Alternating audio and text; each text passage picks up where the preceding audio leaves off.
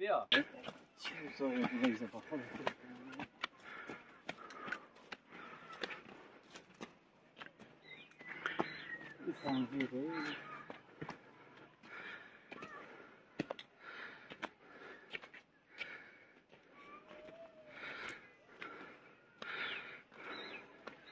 نظرم میشه بگید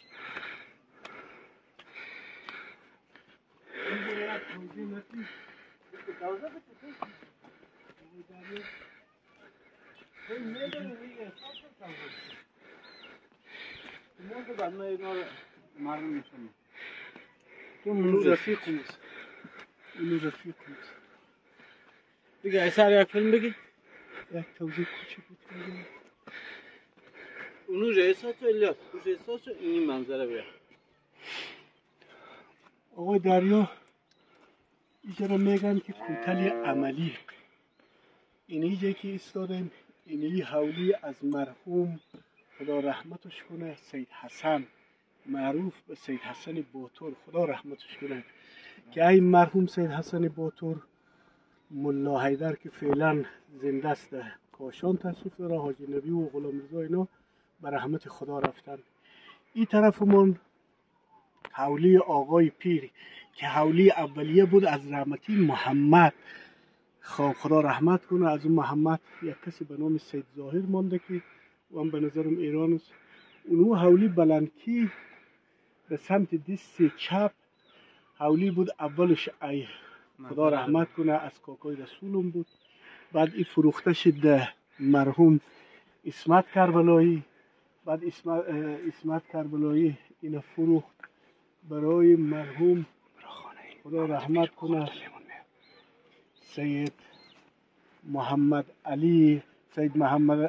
محمد علی کربلایی پدری حاجی سید محمد حسین خدا همشان را طریق رحمت کنه اینی کوتلی عملی غست اینه خدا میدونه که مادرهای ما و شما چقدر پیاده تشیدن رفتن یک زمانی میگفتن اینجا میگفتن شهر عملی این گپ واقعیت داره البته این خو یک گپای است که در پسانی ساخته شده متوشا اینجا واقعا شهر عملی بود یک جمعیت زیادی در اینجا زندگی میکرد به شکل فشرده مردم مهاجر نشده بود مردم خلاصه در مزار و ایران اینجاها پراکنده نشده بود اینجا زندگی میکردن دیگه متاسفانه که این انقلاب‌ها و مشکلات‌هایی که برای مردم رخ داد مردم از اینجا پراکنده کرد مردم رفت و تلاش نکرد دیگه خلاصه عملی یادگاری اجداد و نیاکان ماست باید این دیوالا رو بوسید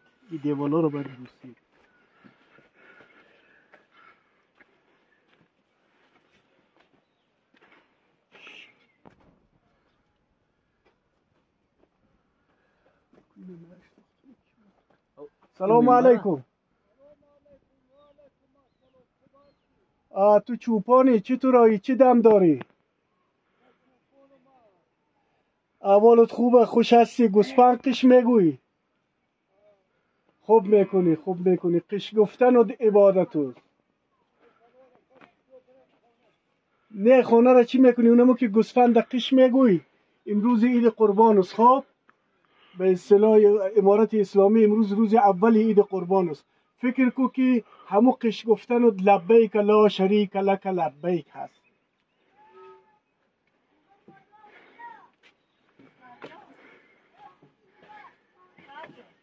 یا الله یا الله یک جمله خیلی لطف در پیر خودشون تو مریض انداخته شکر امی سحری ای زن نادر پرسیدم ما گفتم ای پیر خبر داری پیر چطور است گفت شکر خوبه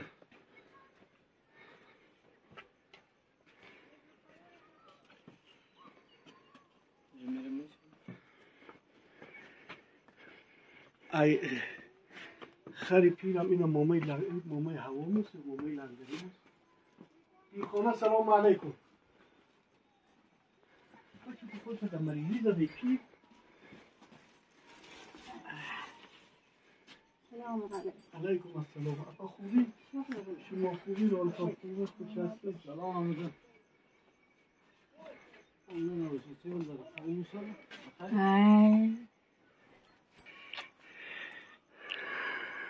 چی دارم داری؟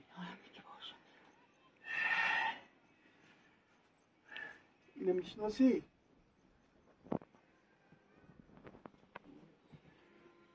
کجا دیره؟ تو خوبی اپا جان؟ مرا میشناسی؟ بسیار میدانه که دما تو که معلوم.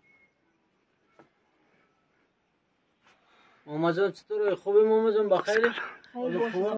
خدا زمان نکرد. تصویر آقای پیر کامل بیاید.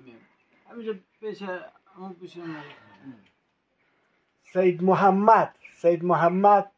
محمد پیر، وفادار وطن، صاحب خدمتگزار زیارت شاه ابوالقاسم نهانی، قبرستانوان نیاکان ما، قبرستانوان اجداد ما، خب پدر دیده، مادر دیده، دعاگوی جان همه ما.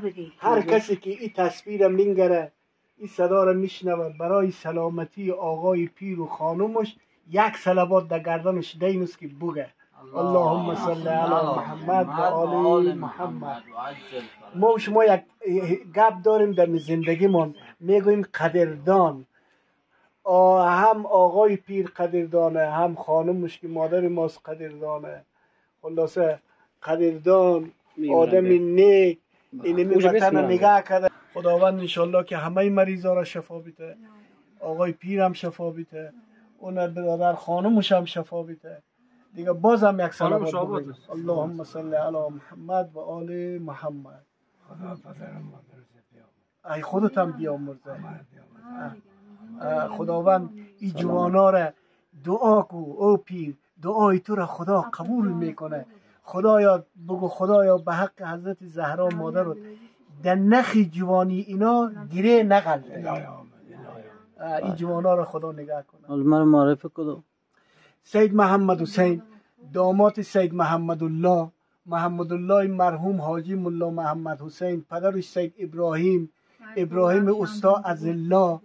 خب مادرش بیبی صدیقه خود به نجف به رحمت خدا رفت، دختری رحمتی امک اکرام. دیگه این برادر پدرش در قم فوت کرد. همین بچه مرحوم سید ابراهیم عمومانو. این مادرش بیبی صدیقه که پیرسال در نجف پیرسال فوت کرد، خدا بیامرزه.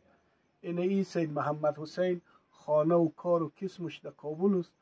این در همه ایام عید قربان خلاصه آمده یک زیارت شاه ابوالقاسم و دید و بازدید قوم و بدیجه که آمده.